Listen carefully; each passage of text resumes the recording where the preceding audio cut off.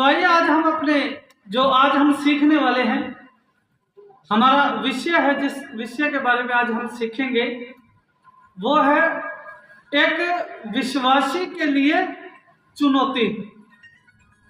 अब जानते हैं कि जब हम मसीह में आ जाते हैं, जब कोई नया विश्वासी जो है वो मसीह को स्वीकार कर लेता है, मसीह में आ जाता है, मसीहत को जो वो ग्रहण कर लेता है, तो उसके जीवन में सबसे बड़ी चुनौती आती है। अब जानते हैं वो चुनौती क्या आती है? हाँ जी भाई सुमित जी, आप भी कभी मसीहत में आए थे तो आपके जीवन में कोई चुनौती आई ऐसी? सभी कभी ना कभी तो हम सभी जो बैठे हैं ये मसीहत से अनजान थे कि नहीं? कोई तो ऐसा समय था जब हम मसीह के बारे में बिल्कुल भी नहीं जानते थे, लेकिन उस समय हमारे सामने एक चुनौती आई क्या नहीं? क्या चुनौती आई? हाँ जी दसो, क्या चुनौती आई? जब हम मसीह में आ जाते हैं तो हमारे सामने क्या चुनौती आती है? हाँ जी आंटी तस्वीर नहीं मालूम है ना कि हमारे सामने क्या चुनौती आती है। तो आइए हम इस चीज के बारे में सीखते हैं। जब हम मसीह को ग्रहण करते हैं, मसीहत को ग्रहण करते हैं, हम नए नए अभी विश्वास में आते हैं, या हमारे और भी भाई बहन विश्वास में आते हैं ना, बहुत सारे लोग जो है वो विश्वास में आ रहे हैं, तो सभी के सामने एक चुनौती आती है। तो हमें क्या करना है? उनकी मदद करनी है उस चुनौती में। तो तैयार है मदद करने के लिए? कैसे मदद करेंगे? पहले हमें यह पता होना चाहिए कि ये चुनौती आती क्या है। तो आइए हम देखते हैं कि जब भी कोई मसीह को जानता है, मसीह में आ जाता है, मसीह को अपना लेता है, तो वो उससे सबसे पहले ये देखना होता है कि मुझे कहाँ जाना है। अब देखते हैं, यहाँ जाए, वो ये चर्च है, एक और चर्च है, एक और चर्च है, एक और चर्च है, बहुत सारे चर्च जो हैं वो देखने को मिलते हैं। सोनिया मैंने क्या कहा? बहुत सारे चर्च जो हैं वो देखने को मिलते हैं। कोई कैसे बंदगी करता है, कोई कैसे करता है, कोई कैसे कर रहा है, कोई कैसे बंदगी कर रहा है। वो एकदम पजल हो जाता है कि मैं कहाँ जाऊं। हर कोई अपने तरीके से कर रहा है, हर कोई अपने तरीके से चल रहा है, लेकिन इतने चर्च जो हैं वो सामने आ जाते हैं। उसे ये पहचानना कि मैं कहाँ जाऊं, यह सबसे बड़ी एक चुनौती हो जाती है। होती है कि नहीं? आज के समय में ऐसा होता है, हम चाहते हैं और चर्च बढ़े, बहुत सारे चर्च हो जाए, हम भी चाहते हैं। ये कोई बुरी बात नहीं है कि चर्च हो जाना। 3000 से ज्यादा जो है तो वो डिनोमिनेशंस हैं। डिनोमिनेशन समझते हैं? जो डॉक्ट्रिन्स हैं, संस्थाएं हैं, 3000 से ज्यादा, और हर रोज नई संस्था कोई रजिस्टर होती है। शायद आज भी कोई कोर्ट या किसी कचहरी में जो रजिस्टर हो रही होगी, आज भी इतनी सारी संस्थाएं हैं, इतने सारे डिनोमिनेशंस हैं, इतनी सारी बातें जो विश्वासी जो करते हैं, जो देखते हैं, जो सुनते हैं। आंटी को याद नहीं है, जसवीर को, जब ये पहली बार आए थे तो इनके बाद इनके बीच में बहुत जो विश्वासी, इनके पड़ोस में जो इनके सहकर्मी थे, जो साथ काम करने वाली बहनें थी इनके साथ, वो भी कहती थी, अरे तुम वहाँ गए, हम वहाँ चले, वहाँ देखिए ऐसा होता है, तुम्हारे साथ ऐसा हुआ, तुम्हारे साथ ऐसा हुआ। तो हमारे पास ऐसी बहुत सी जो बातें आती हैं, और इन सभी बातों में हमें सबसे पहले एक चीज देखनी होती है कि जो मैं कहाँ जाऊं, है ना? इनमें से एक चीज छांटनी है कि सच्चाई कहाँ है। मैं कहाँ जाऊं का मतलब कि इतनी सभी में सच्चाई कहाँ है। ये तो आम बात है, जहां पर जो असली होगा और उसमें नकली भी बहुत सारे मिलेंगे। हम जानते हैं कि जब हम टीवी के एड्स देखते हैं तो कई तो प्रोडक्ट जब हम घर पे लाते हैं तो उनके ऊपर लिखा होता है नकल से सावधान, नकली से सावधान रहना। तो हम इस जो अलग अलग कलीसियाएं हैं इनमें नकली से सावधान कैसे होंगे? यह सबसे बड़ी एक चुनौती है, क्योंकि परमेश्वर का वचन जब हम देखते हैं, जैसे आमोस की पुस्तक में उसका जो 3 अध्याय उसका 7 वचन में लिखा है कि परमेश्वर ऐसा कोई भी काम जो पहले नहीं करता है जब तक अपने भविष्यद्वक्ता को, जो अपने दास को ना बता दे। वो पहले बताता है परमेश्वर कि ऐसा होगा, है ना। तो क्यों बताता है पहले? ताकि जब वो बात आए तो हमारा निश्चय हो जाए, हमें दृढ़ता हो जाए, हम विश्वास में पक्के हो जाए। तो ये चीजें जो हमारे सामने जो आती हैं, कोई भी ऐसा नहीं कहेगा, जितने भी अलग अलग चर्च हैं, अलग अलग संस्थाएं हैं, अलग अलग जगह पर आराधना हो रही है, कोई भी ये नहीं कहेगा अरे हम झूठे हैं, हमारे पास ना आइए, आप कहीं और जाइए। नहीं, सभी कहेंगे अरे हम ही सच्चे हैं, इधर आ जाओ, इधर आओ, मेरे पास आओ, जल्दी करके आ जाओ, और को भी लेके आओ, जल्दी लेके आओ, है ना। कहेंगे कोई ऐसा कहेगा अरे नहीं नहीं, हर कोई यही कहेगा कि मेरे पास सच्चाई है, यहाँ पर आइए, हम सच्चाई से चल रहे हैं। तो सबसे बड़ी चुनौती ये होती है कि इतने सभी के बीच में सच्चाई को कैसे ढूंढा जाए, सच्चाई को कैसे पहचाना जाए। तो क्या आप तैयार हैं अपने साथी भाइयों की मदद करने के लिए? कहां पर हम सच्चाई ढूंढ सकते हैं? तैयार हैं? तो आइए हम परमेश्वर के वचन में जो और भी ज्यादा सीखते हैं। तो जैसे हमने अभी, हमारा टाइटल है कि विश्वासी के लिए चुनौती।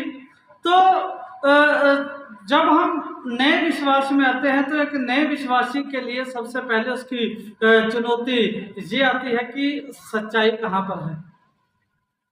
हम देखने में आते हैं वो ऐसा करता है, वो ऐसा करता है। जब तक सच्चाई जो हम नहीं पहचान सकते, जब तक हम सच्चाई नहीं पहचानेंगे तो हम अपने सही ट्रैक पर नहीं चल पाएंगे। मुझे पता है कि मैं मुंबई जाने वाला हूँ, तो मुझे ये कंफर्म करना पड़ेगा भाई ये मुंबई ही जाएगी ना, है ना। कैसे? उसके बीच में रास्ते में आने वाले और भी कई स्टेशन जो हैं वो हमें देखने हैं। अब मैं चेन्नई की ट्रेन में बैठ के और चौधरी बन के ऐसे सो जाऊं, आ भी जाए तो मुंबई जाएगी, और जब मैं सुबह उठूं अगले दिन तो मैं देखूं ये तो चेन्नई पहुंच गया मैं, है ना, मैं तो मुंबई आया ही नहीं। तो सही दिशा में जाने के लिए, सही मंजिल पर जाने के लिए सही ट्रेन पकड़नी जरूरी है। तो इसलिए सच्चाई क्या है हम इस चीज को जानेंगे। जब तक हमें सच्चाई हमारे हाथ में नहीं लगेगी, हम एक ऐसी पतंग के जैसे हो जाएंगे जिसकी डोर कट जाती है और उसका कोई पता नहीं, कई बार गिरती गिरती फिर हवा में उड़ जाती है, कभी किधर जाती है, कभी किधर जाती है, उसका कोई उसका ठिकाना नहीं है कि कहाँ गिरेगी जाकर, है ना। तो क्या हम कटी हुई पतंग की तरह तो नहीं, जिसका कोई पता ही नहीं है वो कहाँ जा रहा है। हमें हमारे जो साथी हैं, हमारे जो पड़ोसी हैं, जो भाई जो हैं, वो अभी तक ऐसी पतंग के जैसे उड़ रहे हैं जिन्हें पता ही नहीं कि वो कहाँ जा रहे हैं, उनकी मदद करेंगे कि नहीं करेंगे। तो आइए हम देखते हैं जो आज का हमारा वचन है, जो हम सीखने वाले हैं, विश्वासी के लिए चुनौती। तो अगर विश्वासी के लिए चुनौती है तो इसका याद वचन जो हम पढ़ते हैं मत्ती की पुस्तक, इसका 24 अध्याय, इसका 10 और 11 वचन। मत्ती की पुस्तक, इसका 24 अध्याय, इसका 10 और 11 वचन। तो जिसे मिल जाता है वो पढ़ दीजिए, क्योंकि हम सब जो है अंत के दिनों में जी रहे हैं। हाँ जी। तब बहुत से ठोकर खाएंगे, हाँ जी, और एक दूसरे को पकड़वाएंगे। हाँ, लिखा है बहुत से जो है वो ठोकर खाएंगे और क्या करेंगे, एक दूसरे को पकड़वाएंगे। आज अगर आप किसी डिनोमिनेशन के बारे में बोल दीजिए, तुरंत आपके ऊपर केस हो जाएगा। किसी संस्था, किसी प्रचारक के बारे में बोल दीजिए तो आपके ऊपर केस हो जाएगा। पता नहीं कौन कौन सी कोर्ट की धारा लग जाएगी। अरे हमारी बेअदबी करी है, हमारे गुरु को ऐसा बोला है, हमें ऐसा बोल दिया, ऐसा बोल दिया। परमेश्वर ने जो हमें ऐसी शिक्षा नहीं दी, क्यों हमें ये चुनौती लगती है? परमेश्वर ने जगत के लोगों को चेला बनाने के लिए कहा, लेकिन आजकल के जो प्रचारक हैं, आजकल के जो शिक्षक हैं, आजकल के जो गुरु हैं, वो अपना चेला बना रहे हैं, है ना? बना रहे हैं ना? तो हमें किसका चेला बनना है? मसीह का चेला बनना है।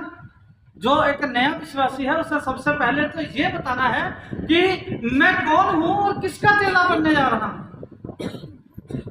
चाहिए ना हमें?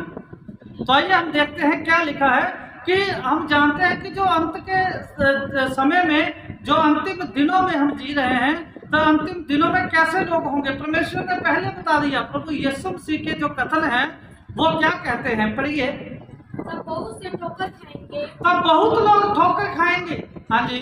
और एक दूसरे को पकड़वाएंगे, एक दूसरे को पकड़वाएंगे, इसने मुझे ऐसा बोला, इसने मुझे ऐसा बोला। हाँ जी। और एक दूसरों से बैर रखेंगे। एक दूसरे से क्या करेंगे? बैर रखेंगे। मुझे अच्छी तरह याद है, हमारी कलीसिया जिनके साथ ऐसा हुआ है वो भी अच्छी तरह जानते हैं कि अगर हम अपने किसी रिश्तेदार को भी अगर सही शिक्षा देने की सोचे, भाई ऐसा नहीं है, वचन पढ़िए, वचन में क्या लिखा है, तो वो कहते हैं इनको रिजेक्ट कर दो, इनके पास आज आगे से नहीं जाना है, इनको बुलाना नहीं है, इनके साथ मेलजोल नहीं रखना है।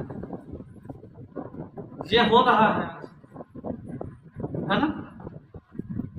कहीं हम मेल जोल, अपने लोगों से मेल जोल बढ़ाने के लिए परमेश्वर से जुदा तो नहीं हो रहे हैं। हमारा मेल जोल कलीसिया के साथ जो होना चाहिए, या हमारे परमेश्वर की सच्ची कलीसिया के साथ, या परमेश्वर के साथ होना चाहिए, या हमारे रिश्तेदारों के साथ।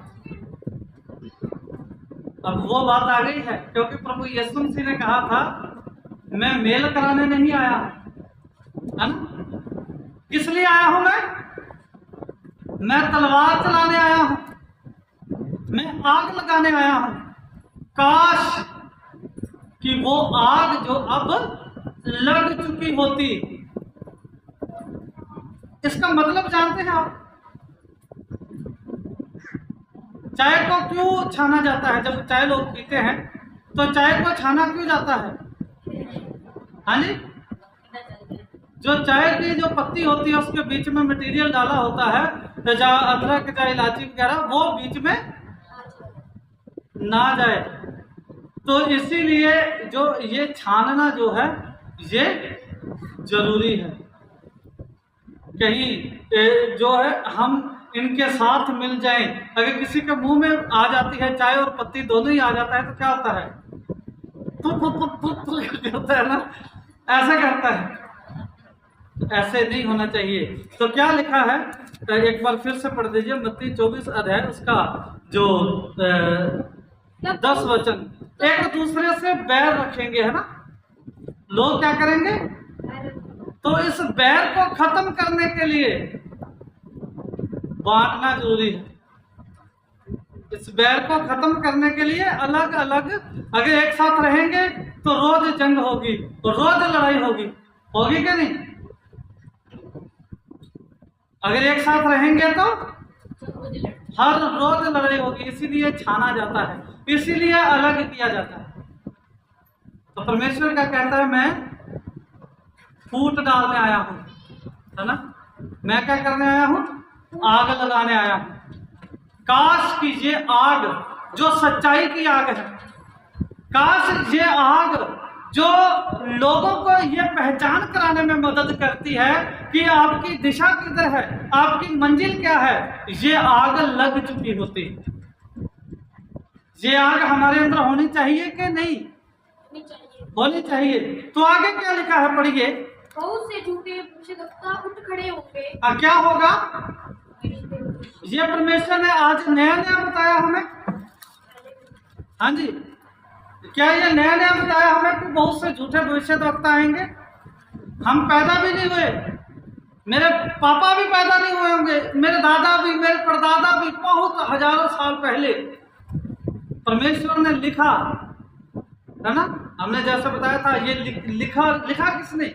असली लेखक कौन है? पवित्र आत्मा लेखक है, क्योंकि जिसके विचार हैं लेखक वही होता है। तो लिखा किसने? पवित्र आत्मा ने। हमें क्या बताया? प्रभु यीशु मसीह ने क्या बताया हमें? बहुत से झूठे भविष्यद्वक्ता क्या होंगे? उठ खड़े होंगे। अब देखते हैं 10-15 साल से पहले चले जाइए तो क्या ऐसे भविष्यद्वक्ता होते थे? अचानक ही आए, है ना। हमने जो वचन सीखा बीते दिनों में कि आज के समय में किसका जमाना चल रहा है, किसका दौर चल रहा है? भविष्यद्वक्ताओं का चल रहा है या चेलों का चल रहा है, प्रेरितों का चल रहा है? किसका जमाना चल रहा है? क्या आज हमें भविष्यवाणियों की जरूरत है? वही बात आज फिर जो एक बार हमारे सामने आई है कि परमेश्वर का वचन हमें पहले से ही आगाह कर चुका है, पहले ही बता चुका है कि क्या होगा। हाँ जी, बहुत से झूठे भविष्यद्वक्ता उठ खड़े होंगे और क्या करेंगे? उनका काम क्या होगा? झूठ बोलना होगा। उनका काम क्या होगा? भरमाना होगा, लोगों के मन में भ्रम डालना होगा। और आप जानते हैं भरमाने में एक चीज आ जाती है जिसे समझौता कहा जाता है। जानते हैं समझौता? एक शहर था, एक रियासत थी। समझौते के बारे में समझा रहा हूं। समझौता क्या होता है? एक जगह पर एक राजा हुआ करता था। उस राजा के जो शहर में एक जो रोटी पकाने वाला जो था वो रोटी पकाया करता था। उसने राजा के पास आया और कहता कि राजा, थोड़ी महंगाई बढ़ चुकी है, मैं 5 रुपये रोटी देता हूँ, इससे मैं 10 रुपये रोटी देना चाहता हूँ। राजा कहता है तू 10 रुपये रोटी नहीं दे सकता, तू इसे 30 रुपये की रोटी देनी है।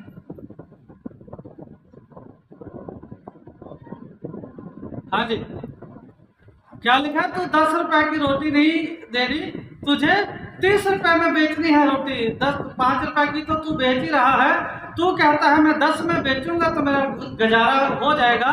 तुझे वो रोटी 10 में नहीं बेचनी, कितने में बेचनी है? 30 रुपए में बेचनी है। वो लाला बहुत खुश हो गया, वाह ये तो ठीक है, लेकिन हराम भी था, मैं 10 की करूँ ये। जब उसने अगले दिन लोग रोटी खाने आए तो उसने बताया कि रोटी 30 रुपए की मिलेगी भी। तो लोगों ने रोटी नहीं खाई और सीधा राजा के दरबार में चले गए।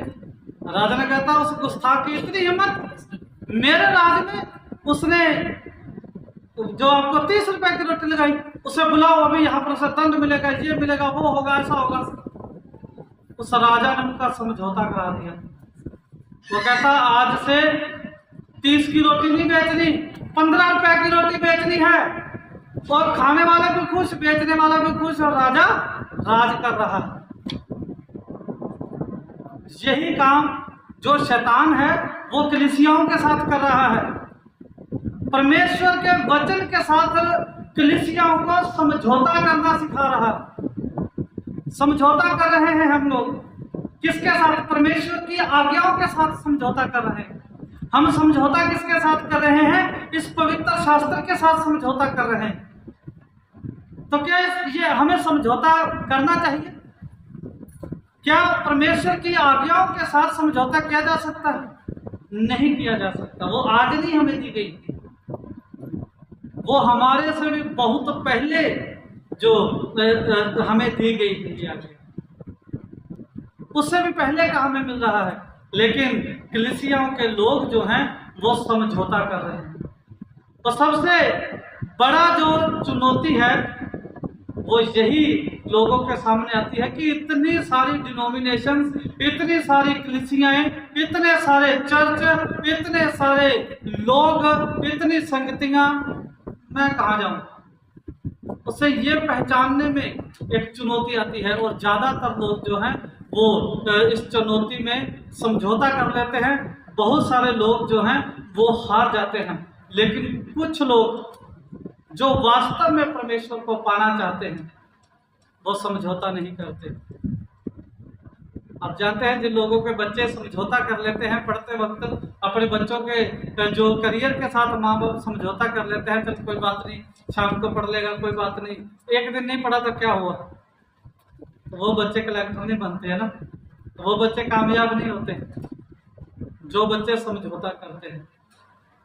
हमें अपने बच्चों के साथ भी समझौता नहीं करना। सबसे बड़ी बात है हमें अपने आप के साथ, इस पवित्र शास्त्र के साथ और बातों में हमें किसी चीज में हमें समझौता नहीं करना। जैसा लिखा है वैसा मानना। समझौते का मतलब है कि आप थोड़ा सा आप स्वीकार करिए, थोड़ा सा हम करेंगे, मतलब थोड़ा सा आप झूठ स्वीकारिए, थोड़ा सा हम सच स्वीकारेंगे।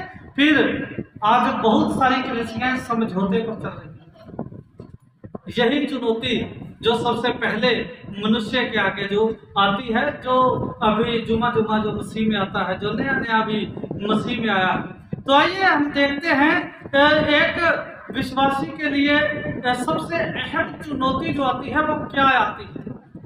पहला तीमुथियुस की पुस्तक, उसका 4 अध्याय, उसका पहला वचन। हाँ जी, तीमुथियुस की पहली पत्री हम देखते हैं। पहला तीमुथियुस उसका 4 अध्याय, उसका पहला वचन है। 4 अध्याय उसका 1 वचन। हाँ, क्या आत्मा के कहने में कोई समझौता है? आत्मा स्पष्ट कह रहा है, बिल्कुल खुले विचारों से कह रहा है ना। क्या लिखा है? परंतु आत्मा स्पष्टता से कहता है। क्या कहता है? आने वाले समय में कितने लोग बताने वाली आत्माओं और शिक्षाओं पर मन लगाकर विश्वास करेंगे। हाँ, क्या होगा? आत्मा क्या कह रहा है कि आने वाले समय में, अभी हमने सुना कि आमोस की पुस्तक 3 अध्याय उसका 7 वचन में क्या लिखा है कि परमेश्वर जो काम करता है वो करने से पहले जो है वो बता देता है अपने दास को। क्या बताया इसमें? क्या बताया कि आने वाले समय में लोग कैसे होंगे? भरमाने वाली आत्माएं, दुष्ट आत्माएं, है ना, और इनकी शिक्षाओं पर, भरमाने वाली आत्माओं की शिक्षा में मन लगाएंगे, दुष्ट आत्माओं की शिक्षा पर मन लगाएंगे, और क्या होंगे? विश्वास से भटक जाएंगे। भटक जाना आप जानते हैं क्या होता है? अपना ट्रैक जो है वो चेंज हो जाना। हमारी मंजिल जो है, हम सोचेंगे कि इधर की साइड हमारी मंजिल है, लेकिन हमारी मंजिल इधर होगी, अपना रास्ता बदल जाएंगे और वैसे ही अपनी मस्ती में हम चलते रहेंगे। क्या लिखा है? एक बार फिर से पढ़िए। हाँ जी, परंतु आत्मा स्पष्टता से कहता है कि आने वाले समयों में कितने लोग भरमाने वाली आत्माओं और दुष्ट आत्माओं की शिक्षा पर मन लगाकर विश्वास से भटक जाएंगे। तो क्या हम चाहते हैं कि जो भाई अभी नया मसीह को जानने लगा है, मसीह में आना चाहता है, क्या वो ऐसे भटक जाए और उसका मसीह को खोजना व्यर्थ हो जाए? हाँ जी, तो ऐसा मसीह को खोजना व्यर्थ हो जाता है, होता है जब हम विश्वास से भटक जाते हैं, जब हम भरमाए जाते हैं, जब हम दुष्ट आत्माओं की शिक्षाओं पर मन लगाते हैं, तो हम और हमारा मसीह को जानना व्यर्थ हो जाता है। जैसे कि हम देखते हैं बाइबल जो पवित्र शास्त्र है, ये कलाम है, इस पर जब हम बात करते हैं और इसमें हम कई बातें जो हम देखते हैं व्यवस्था के बारे में या सैबत के बारे में, पवित्र आत्मा के बारे में, और बहुत सारे लोग जो ये कहते हैं कि ये व्यवस्था हमारे लिए नहीं है, ये ऐसे है, ये वैसे है, ये हमारे लिए नहीं है। अगर बाइबल की कुछ बातें जो हमारे लिए नहीं है, तो फिर तो कुछ क्या बहुत बातें ऐसी होंगी जो हमारे लिए नहीं होगी। तो जो हमारे लिए नहीं होगी तो हमारा मसीही कहलाना व्यर्थ हो जाएगा। होगा कि नहीं होगा? तो इसलिए जरूरी क्या है कि हम इस चुनौती में सफल हों, पहले तो ये देखना है कि ये मैं तो नहीं जो विश्वास से भटक गया, क्या मैं तो नहीं जो भरमाया तो नहीं गया मैं। उसके बाद हमें ये देखना है मेरे परिवार में से तो कोई भरमाया नहीं गया, क्या मेरे भाई बंधुओं से तो कोई भरमाया नहीं गया। पड़ोसी जानते हैं पड़ोसी क्या होता है? हाँ जी भाई दीपू जी, आपका पड़ोसी कौन है? आपके पड़ोस आस पड़ोस तो होंगे आपके भाई। काला है, हाँ जी बताइए, आप बताइए। उन्होंने सिर हिला दिया, मैं इसका पड़ोसी नहीं भाई। हाँ जी बोलिए। हाँ जी आपका इनका पड़ोसी। अब जो है वो बाइबल को अच्छे से पढ़ा करें, उसमें लिखा है जो आपकी सहायता करता है या आप जिसकी सहायता करते हैं वही आपका पड़ोसी है। क्या आप कहानी नहीं पढ़ी एक सामरी आदमी को कुछ लुटेरे जो राह में लूट कर चले गए, वो गड्ढे में फेंक गए, वहां से एक जो याजक गुजरा, देखा अरे ये पड़ा है ठीक है चला गया। उसके बाद एक और आया, देखा पड़ा है चला गया, एक और आया फिर चला गया। फिर देखा कि एक सामरी मनुष्य आया, उसने देखा कि ये भाई पड़ा है, उसको उठाया, उसकी मरहम पट्टी की, है ना। तो पड़ोसी कौन हुआ? जिसने मरहम पट्टी की। तो ऐसे ही हमें जो हमारे साथ रहते हैं, हमें जानते हैं, पहले तो हमें ये देखना है कि हमारा कोई भाई। अब देखिए जो मत्ती जब बुलाया गया परमेश्वर की ओर से, प्रभु यीशु मसीह की ओर से मत्ती को बुलाया गया कि मेरे पीछे हो ले, है ना, मेरे पीछे हो ले। तो उसने अपना सारा कामकाज छोड़ दिया, प्रभु यीशु मसीह के पीछे हो लिया। शाम को उसने किसे बुलाया? जब खाने पर बैठे प्रभु यीशु मसीह के साथ, उसने और बहुत से महसूल लेने वालों को, है ना। तो हम ऐसे कर सकते हैं, जो विश्वासियों को बुला सकते हैं भी आइए, एक हम देखेंगे कि सच्चाई क्या है। सबसे बड़ी चुनौती एक नए विश्वासी के सामने आती है कि मैं किस चर्च में जाऊं, है ना। चर्च बिल्डिंग नहीं, चर्च है, परमेश्वर कहता है जहां 2 या 3 मेरे नाम में इकट्ठा होंगे मैं वहां पर क्या होऊंगा? हाजिर होऊंगा मैं वहां पर। तो ये हम देखते हैं जो हमें दिखाया गया, जो हमने पढ़ा तीमुथियुस की जो पत्री है, इसका पहली पत्री में 4 अध्याय, इसका पहला वचन पढ़ा कि बहुत से लोग होंगे जो आने वाले समय में विश्वास से भटक जाएंगे। किनकी शिक्षाओं पर? दुष्ट आत्माओं की शिक्षाओं पर चलकर, है ना, भरमाने वाली आत्माओं की शिक्षा के ऊपर चलकर जो है वो विश्वास से भटक जाएंगे। तो देखते हैं हम एक विश्वासी जो है सच्ची कलीसिया की पहचान कैसे कर सकता है, कैसे पहचान कराएं हम। अगर कोई विश्वासी है वो भटक चुका है या वो भरमाया गया है, तो हम उसकी कैसे पहचान करें? या हम अगर हम भरमाए गए हैं तो हम कैसे पहचान करें कि हम भटक चुके हैं? मत्ती की पुस्तक 28 अध्याय उसका 19 वचन। हाँ, यहां से हम पहचान कर सकते हैं। कैसे? यहां से हम ये पहचान कर सकते हैं कि सच्ची कलीसिया कौन सी है। कर सकते हैं कि नहीं? क्या लिखा है? इसलिए तुम जाओ और सब जातियों के लोगों को चेला बनाओ। चेला बनाओ। किसका चेला बनाना है? हाँ जी, मसीह का चेला बनाना है। किसका चेला बनाना है? मसीह का। और आजकल हम देखते हैं जहां पर लोग अपना चेला बनाए, अभी मेरा चेला बन, मेरे पास ही आना, मेरे पास ही रहना, समझ लेना कि वो झूठ है। किसका चेला नहीं बनना?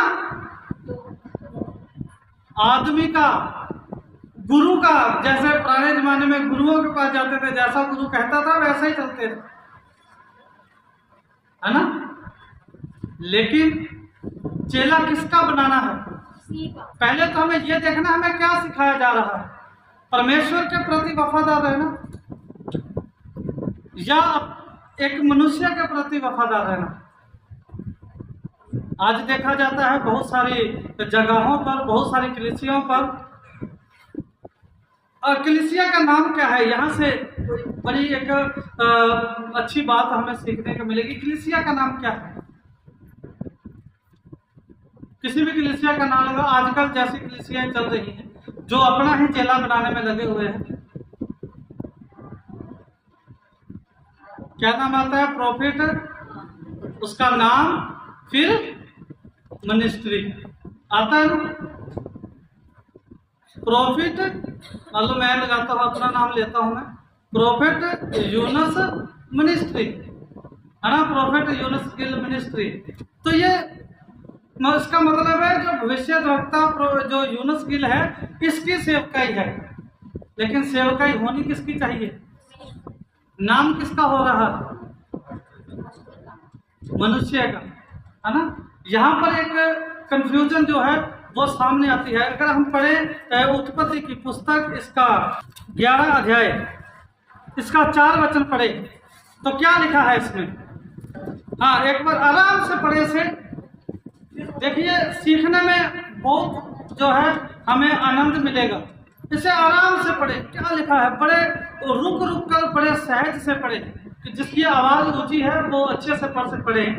हाँ जी, उत्पत्ति की पुस्तक 11 अध्याय, उसका 4 वचन। फिर उन्होंने कहा, वो जो लोग थे जो पहाड़ी इलाके से चलते चलते शिनार देश में पहुंच चुके थे, तो वहां पर जो लोग थे उन सभी की एक ही मत थी, उन सभी की एक ही मत थी, एक ही विचार थी। एक जन जैसा बोलता था तो सभी कहते थे हाँ हाँ बहुत अच्छा, ऐसे ही चलेगा। वो सब जब शिनार देश में पहुंचे तो उन्होंने आपस में क्या जो मता पकाया, उन्होंने आपस में क्या ऐसा सोचा? हाँ जी, आओ हम एक नगर और एक गुम्मट बना लें। हाँ, आओ हम क्या करें? एक नगर बनाएं, हम क्या करें? एक गुम्मट बना लें। हाँ जी, जिसकी चोटी आकाश से बातें करे। जिसकी चोटी कहाँ बातें करे? किससे? आकाश से। मतलब इतनी ऊंची हो कि आकाश से बातें करे। हाँ जी, इस प्रकार से हम अपना नाम करें। किसका नाम करें? अपना नाम, अपना, इस प्रकार से हम क्या करें? अपना नाम करें, नाम करें, अपना नाम करें। नाम करें। तो इसका नतीजा क्या हुआ? जब अपना नाम करने का सोचा तो नतीजा क्या निकला? उन सभी की भाषा में गड़बड़ पड़ गई, है ना। जब हम अपना नाम करने की सोचते हैं तो गड़बड़ आ जाती है। आज भी जिन जिन मिनिस्ट्रियों में अपने नाम से मिनिस्ट्रियां शुरू करी हैं, उनमें गड़बड़ है। बिल्कुल वैसे ही चमत्कार दिखाते हैं जैसे मसीह के लोग काम करते हैं, जैसा पवित्र शास्त्र में दिखाया गया है। मूसा ने क्या किया? लाठी फेंकी और क्या हो गया? सांप बन गया। और दूसरे लोगों ने भी लाठियां फेंकी और वो भी सांप बन गए। बाइबल पवित्र शास्त्र में लिखा है अजगर बन गया, और वो अजगर बाकी सभी लाठियों को खा गया। उसके बाद फिर उसने अपना हाथ बगल में लिया और हाथ कोड़ से भर गया। फिर 3 चमत्कार कर पाए जो मूसा ने किए, 4था चमत्कार ही नहीं कर पाए वो, जो अपना नाम करना चाहते थे। हाँ, मूसा किस नाम से गया? परमेश्वर के नाम से। और जो बाकी लोग थे वो अपने नाम से भी, मैं करके दिखाता हूं, मैं करके दिखाता हूं। लेकिन सिर्फ 3 ही ऐसे चमत्कार कर पाए जो परमेश्वर के द्वारा किए गए थे। बिल्कुल हूबहू वैसा ही कर पाए। तो ये क्या लिखा है? मत्ती की पुस्तक उसका 28 अध्याय उसका 19 वचन क्या लिखा है? और जाओ और क्या करो? इसलिए तुम जाओ सब जातियों के लोगों को चेला बनाओ। किसका चेला बनाना है? किसका चेला बनाने पर तुले हुए हैं? मसीह का चेला बनाना है। और लोग कहते हैं हमारे पास आने के लिए एक मेंबरशिप फार्म भरना पड़ेगा, एक ऐसा करना पड़ेगा, 3 महीने बाद तुम्हारी बारी आएगी, उसका जो तुम्हारे लिए प्रार्थना करेंगे और तुम्हें एक कमेटी का तुम्हें एक अधिकार दिया जाएगा, तुम ऐसे करना, तुम वैसे करना, तुम वैसे करना। चेला किसका बनना है? मसीह का। मसीह का। और हम क्या कर रहे हैं? जो आजकल की कलीसियां हैं वो आदमी का चेला बना रहे हैं। इस बात को समझना है, जब हम समझ पाएंगे कि हम हमारी दिशा किधर जा रही है, तभी हम सच्ची कलीसिया की पहचान कर पाएंगे। अपना चेला नहीं बनाना है और उन्हें पिता, पुत्र और पवित्र आत्मा के नाम से बपतिस्मा दो। आज हम देखते हैं हमारे यहाँ पर भी बपतिस्मा दिया गया, किसी कोई आया बपतिस्मा देने के लिए, तो बपतिस्मा ले रहे, मैं तुझे बपतिस्मा देता हूँ, फिर मैं तुझे बपतिस्मा देता हूँ। पिता, पुत्र और पवित्र आत्मा का नाम ही नहीं। एक तो उसने कॉस्ट्यूम पहना हुआ था, वो जो चोला जो कहते हैं, गाउन भी कहते हैं, गाउन पहना हुआ है, और गाउन पहनकर वो क्या कर रहे हैं, वो उसने गले में वो भी ले रखा है अपना गमछा। हाँ जी। तो वो किसी बपतिस्मा टैंक के अंदर जाके कलीसिया में किसी लड़की को पकड़ा, ये पकड़ो साइड में रखो। मैंने कहा भाई साहब इसे कमर में बांध दिया अपने में, फिर कमर में बांधा। ऐसे लोग जो अपना चेला बनाने पड़ता है, मैंने बोला है वैसे चलो, मैंने बोला है, मैं कह रहा हूं ना, अपनी बात पूरी करने के लिए पवित्र शास्त्र को झूठा कर देते हैं। बहुत सारे लोगों ने तो ऐसा कहना शुरू कर दिया है, जो पवित्र शास्त्र 2 भागों में बांट दिया है। पुराना नियम में क्या है, लोग कहते हैं कि पुराना नियम आप पढ़ेंगे तो आप श्रापित हैं। ऐसे बेवकूफ तरीके के लोग जो हैं वो हमें देखने में मिलते हैं। पुराना नियम श्रापित क्यों श्रापित है? क्योंकि पुराना नियम हमें शीशा दिखाता है। पुराना नियम हमें हमारा अपना आप दिखाता है कि हम कैसे हैं। इसीलिए वो कहते हैं कि जो पुराना नियम है वो श्रापित है, इसे ना पढ़ें। लेकिन जब उन्हें भूत प्रेत सताते हैं तो सबसे पहले पुराने नियम की भजन संहिता पढ़ते हैं। उस समय क्यों नहीं बांटते? तो इसलिए जहां पर चेला बनाया जाता है मसीह का, जहां पर शिक्षा दी जाती है सिर्फ मसीह की, जहां पर तारीफ की जाती है मसीह की। अब देखना, आप दूसरी चर्चों में जाएंगे, कलीसियों में बहुत सारी कलीसियां ऐसी हैं जहां पर किसी आदमी की तारीफ की जाती है। वहां पर तो पहले भाग जाना दूर ही देखे बस, है ना। जिस जगह पर अपने आप को जीरो किया जाए और परमेश्वर को ऊंचा किया जाए, क्या कहते हैं परमेश्वर के लोग ऐसे, परमेश्वर मैं मुझे ऐसा इज्जत दो, ऐसा करो, ऐसा करो।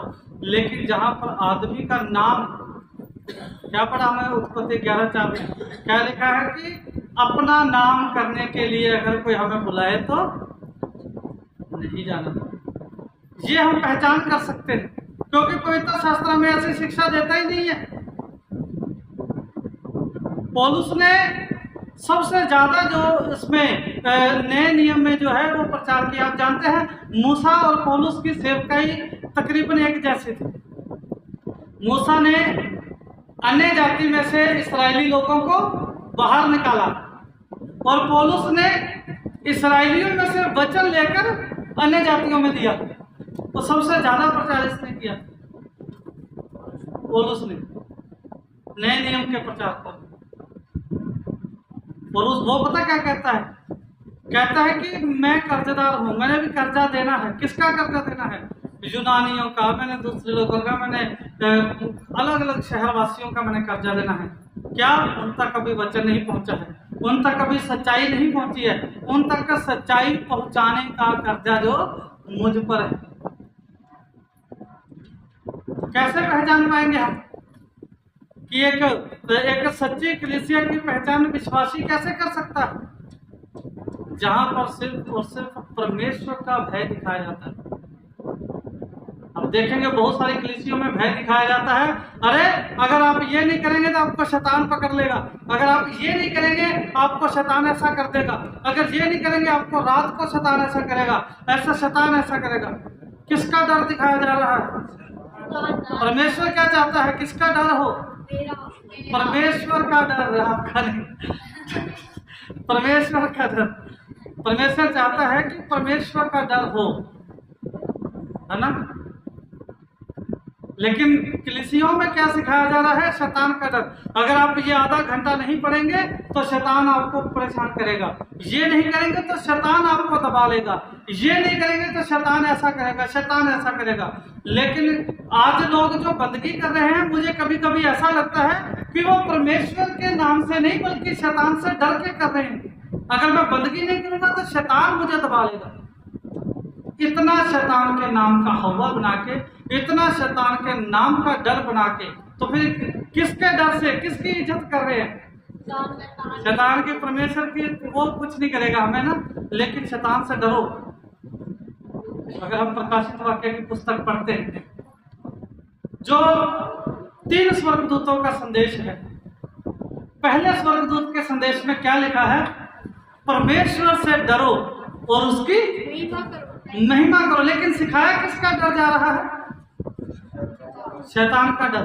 तो क्या वो कलीसिया में हमारा दाखिल होना, क्या उस कलीसिया में जहां पर शैतान को एक हीरो बनाया जा रहा है, तो वहां हमारा जाना सही होगा? बिल्कुल नहीं। डर किसका होना चाहिए? मसीह का डर। मतलब है कि इज्जत, रिस्पेक्ट जो होनी चाहिए। तो फिर हम किस कलीसिया का हिस्सा बने? किस कलीसिया का हिस्सा बनना चाहिए हमें? निकालिए मेरे साथ इब्रानियों की पुस्तक, उसका 5 अध्याय, उसका 8 और 9। हिब्रू इब्रानियों की पुस्तक, उसका 5 अध्याय, उसका 8 और 9 वचन। उत्तर होने पर भी उसने आज्ञा माननी सीखी। हाँ, सवाल क्या था? हम किस कलीसिया का हिस्सा बने? हम किस कलीसिया का हिस्सा बने?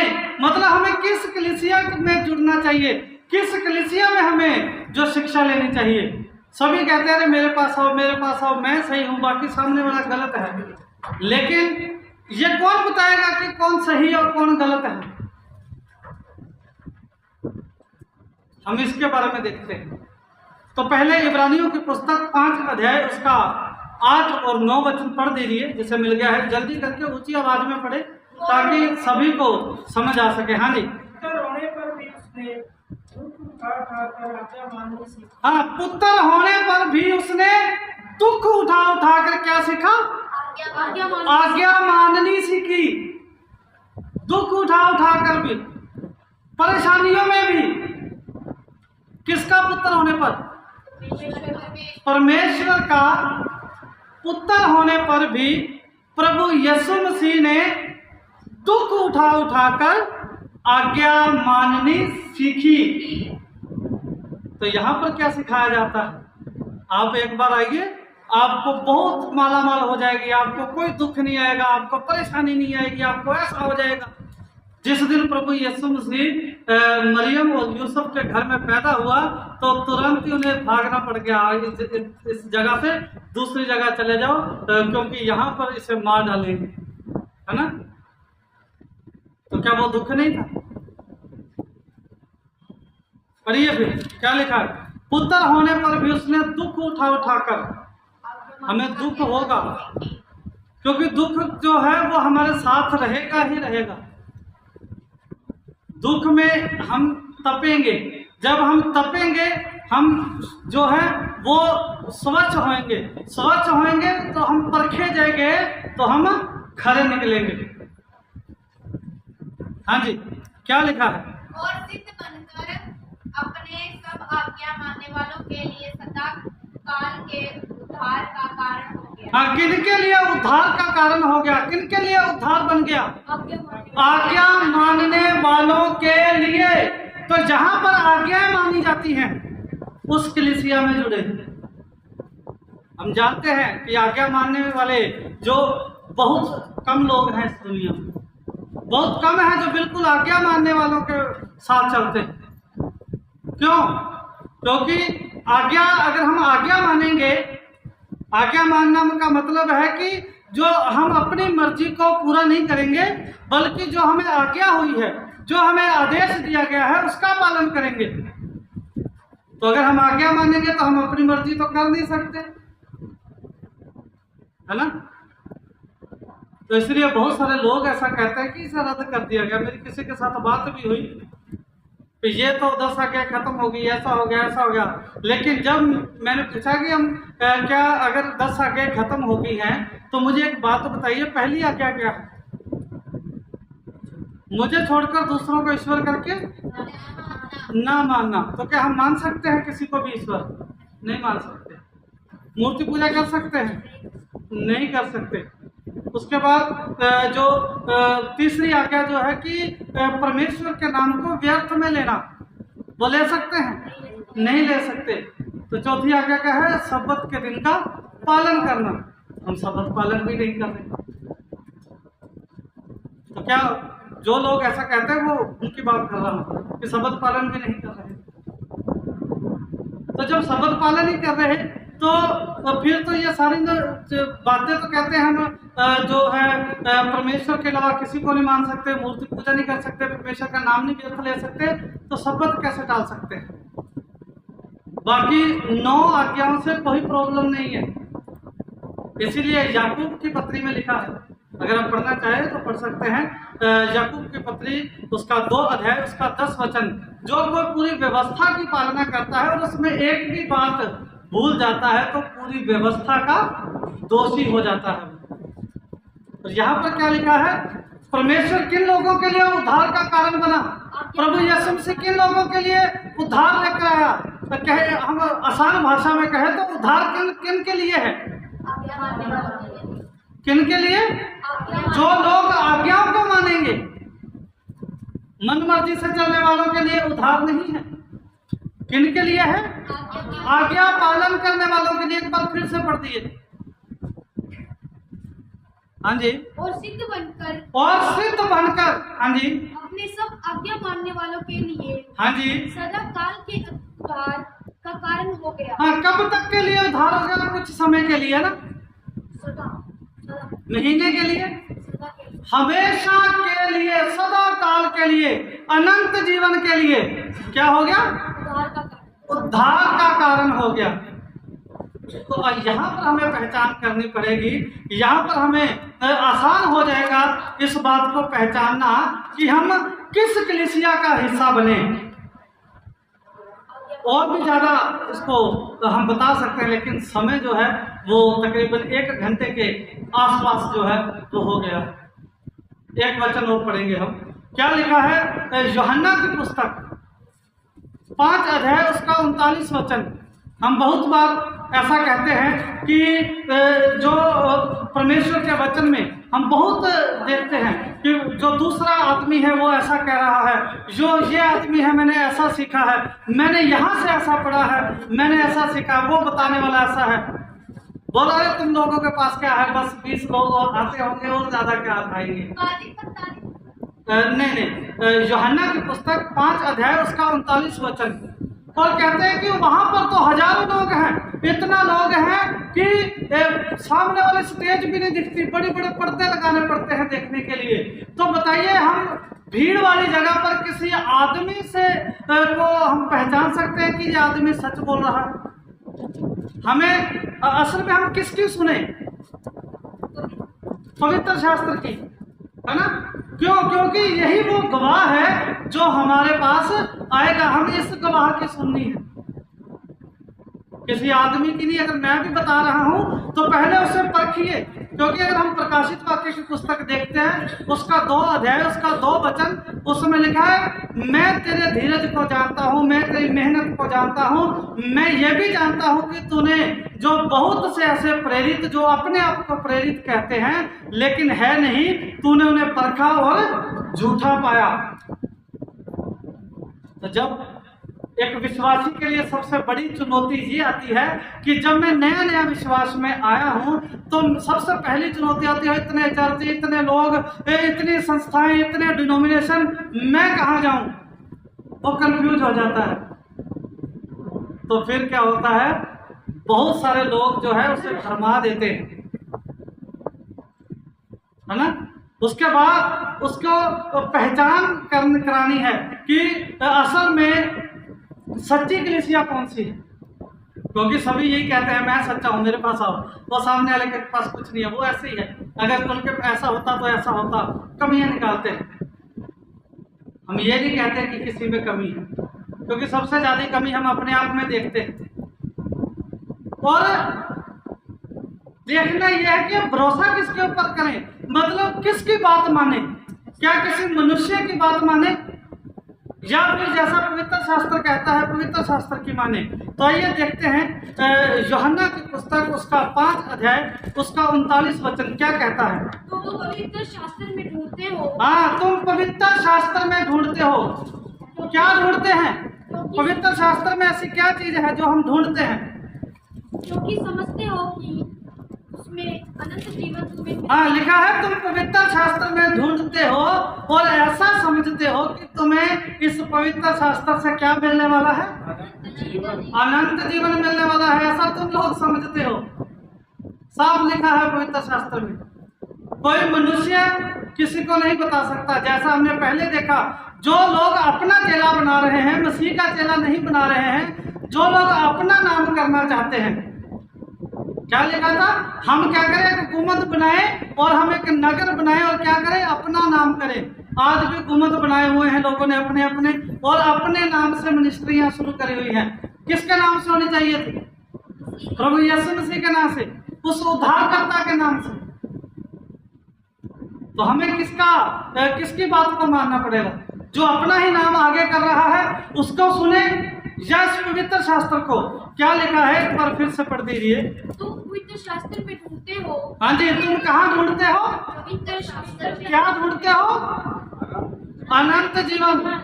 लेकिन हम समझते हैं बस, अब आप जानते हैं शैतान सबसे ज्यादा जो हमें गुमराह करने के लिए, हमें भरमाने के लिए सबसे ज्यादा इसी पवित्र शास्त्र का इस्तेमाल करता है। आप देख सकते हैं मत्ती की पुस्तक उसका 4 अध्याय, किसको? प्रभु यीशु मसीह को भरमाने के लिए, उसकी परीक्षा लेने के लिए किसका इस्तेमाल किया? सारी की सारी व्यवस्था विवरण पुस्तक का। ये लिखा है तू अपने आप को गिरा दे, ये लिखा है तू ऐसा कर, तू ऐसा कर, तू करके तो देख होता भी है कि नहीं। अगर तू है मनुष्य का पुत्र, सॉरी परमेश्वर का पुत्र है, तो फिर तो तुझे स्वर्गदूत उठा लेंगे। उसके मन में वहम डाल रहा है ना, शक डाल रहा है, मैं होंगी कि नहीं, है ना, एक बार गिरा के देख लेता।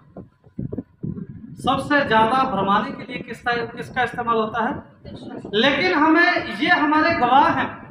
क्या लिखा है इसमें, एक बार फिर से पढ़ दीजिए। तुम पवित्र शास्त्र में ढूंढते हो क्योंकि समझते हो कि उसमें अनंत जीवन तुम्हें मिलता है, और ये वही है जो मेरी, ये पवित्र शास्त्र मेरी गवाही देता है, यही परमेश्वर की गवाही देता है, यही हमें जो बताता है कि हम किस कलीसिया का हिस्सा बने।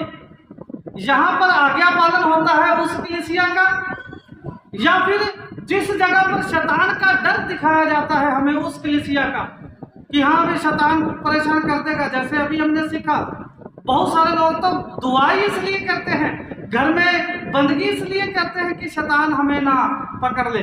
तो किसके डर से बंदगी हो रही है? मसीह का डर तो दिखाई नहीं देता। और बहुत सारे लोग हैं वो ढिंढोरा पीटते हैं, मैं बहुत पवित्र हूँ, मैं बहुत ऐसे हूँ, मैं वो बहुत ऐसे हूँ। लेकिन पवित्र शास्त्र क्या कहता है? कोई धर्मी नहीं है, कोई पवित्र ही नहीं है। तो एक विश्वासी के लिए सबसे बड़ी चुनौती क्या है? इन बातों को समझना। अगर हम समझ चुके हैं, अगर फिर भी किसी को किसी तरह की कोई शंका रह जाती है, कोई विचार रह जाता है, तो वो बता सकता है, ताकि बाद में जो फिर से सिखाया जा सके। तो जो भी हमने इसको सीखा, जो भी हमने सुना, तकरीबन 1 घंटे का समय हो गया, तो इसको जो इसका कंक्लूजन क्या निकलता है, क्या शिक्षा मिलती है इससे हमें? हाँ जी, पतरस की पहली पुस्तक निकालिए, उसका 1 अध्याय उसका 10 और 11 वचन। हमें आज के वचन से हमें शिक्षा क्या मिलती है?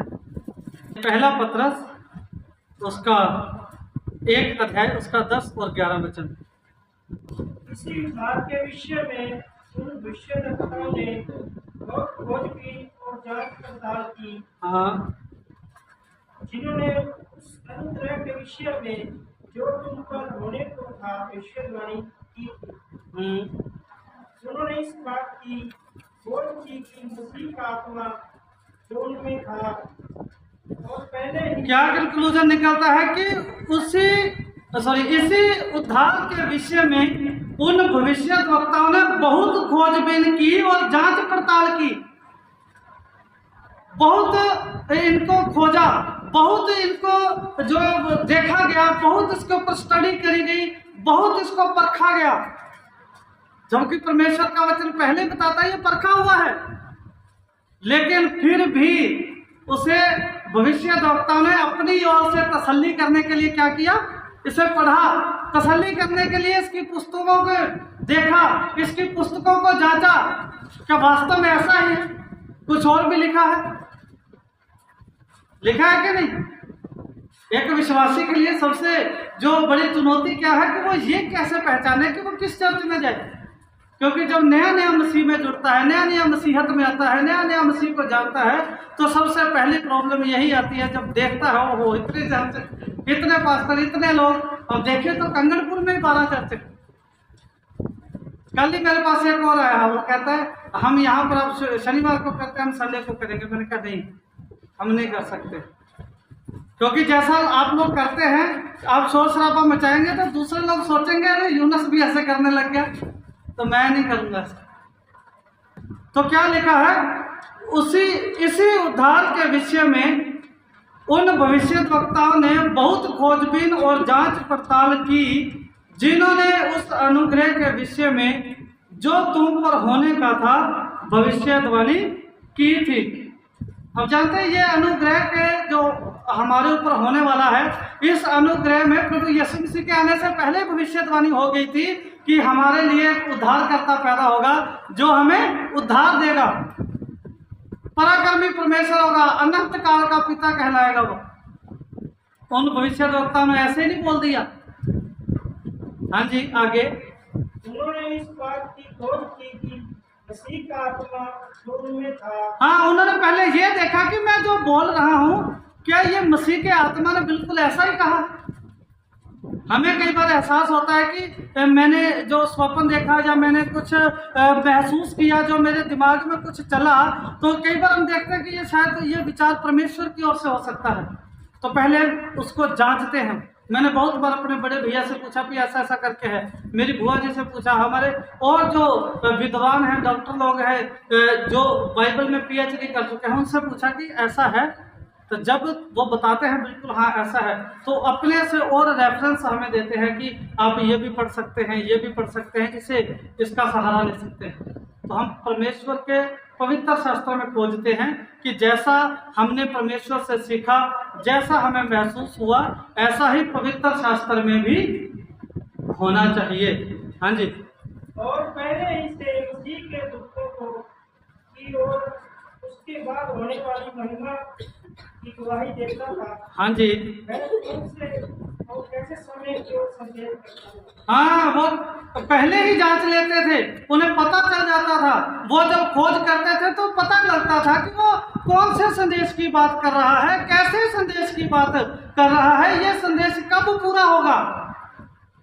आज भी बहुत सारे लोग तो परमेश्वर की सच्ची शिक्षा में जुटे हुए हैं, और बहुत सारे लोग जो हैं वो सिर्फ अपने ही नाम को फैलाने में, अपना ही चेला बनाने में जो है, और अपना ही डर दिखाने में, वो अपने ही कानून थोपने में जो है वो जुटे हुए हैं।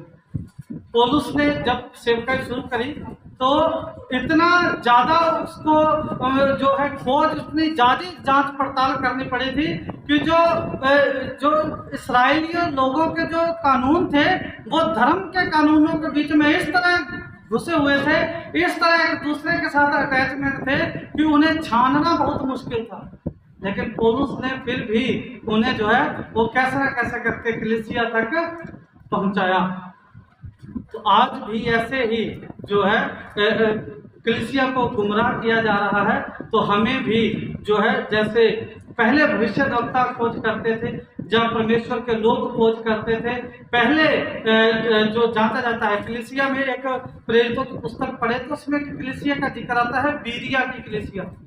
और बीरिया की कलीसिया ऐसी कलीसिया थी जो आराधनालय में जाती थी, वचन सुनती थी, और वचन सुनने के बाद जब वो घर आ जाते थे या फिर आराधनालय में जाकर वो पुस्तकों को खोजते थे, ढूंढते थे कि ऐसा ही लिखा भी है कि नहीं जैसा इसने सुनाया है।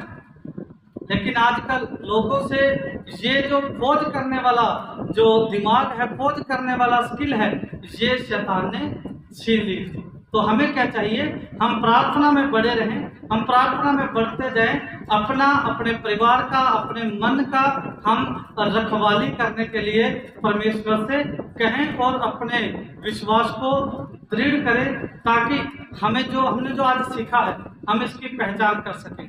तो एक बार फिर हम नजर मारते हैं हमने क्या क्या आज सीखा है।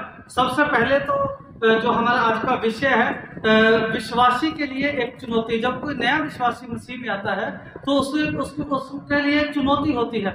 उसके लिए क्या चुनौती होती है?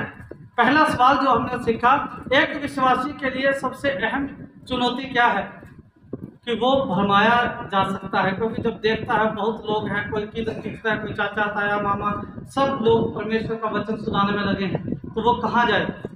दूसरा बात हमने सीखी, एक विश्वासी सच्ची कलीसिया की पहचान कैसे कर सकता है, जहाँ पर अपना ही नाम आगे नहीं रखा जाता, जहाँ पर जो है वो अपना ही चेला नहीं बनाया जाता बल्कि मसीह का चेला बनाया जाता है। और तीसरा, हम किस कलीसिया का हिस्सा बने। तो हमने देखा जो परमेश्वर की आज्ञाएं मानती हैं और परमेश्वर से उद्धार पाने के लिए तैयार है, क्योंकि मसीह ने दुख सहकर आज्ञा मानी और आज्ञा मानने वालों के लिए अनंत काल का उद्धार बन गया। तो हमें चाहिए कि इन बातों को हम समझें, इन्हें सीखें। अगर दोबारा जरूरत पड़ती है तो पूछते रहें, और अपने भाइयों को, अपने परिवार में, अपने सदस्यों में जब जहाँ भी आप बात करते हैं परमेश्वर के बारे में, उनसे बात करिए, उन्हें इस सच्चाई से अवगत कराइए। परमेश्वर आपको बहुत सारी आशीष और बरकत दे और आपकी रक्षा करे। आज का सबत का दिन एक बार फिर से आप सभी को मुबारक। आमीन।